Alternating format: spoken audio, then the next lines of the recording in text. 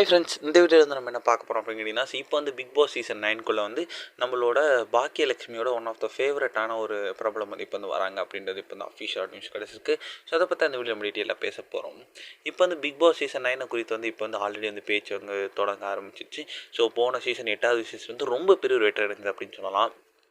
அதற்கு வந்து முக்கியமான காரணம் அதை தொகுத்து வழங்கி விஜய் சேதுபதி அப்படின்னு சொல்லலாம்.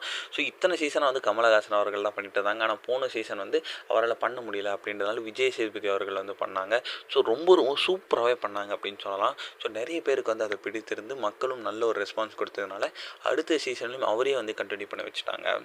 ஸோ இப்போ வந்து பிக் பாஸ் சீசன் 9 வந்து கலந்து கொள்ளுற போட்டியாளர்கள் குறித்து வந்து ஆல்ரெடி வந்து தகவல்கள் வந்து ஒன்று ஒன்றா வந்து வெளிவந்துட்டுருக்கு. ஸோ அதுமாரி பார்த்தா குக்குத் கோமாளி ஷபானா, அதுக்கப்புறம் வந்து உமேர், ஸோ நடிகை ஃபரீனா, இந்த மாதிரி வந்து சில போட்டியாளர்களோட தகவலில் வெளியே வந்திருக்கு. இல்லை இப்போ வந்து பாக்கியலட்சுமி மூலமாக வந்து தமிழ் மக்களுக்கு வந்து மனகதி தந்த ஒரு நடிகை தான் நேகா. ஸோ ஆல்ரெடி வந்து இவங்க வந்து பிக் பாஸ் 8 வந்து அவரோட நண்பரான விஷால் வந்து வந்திருந்தாங்க.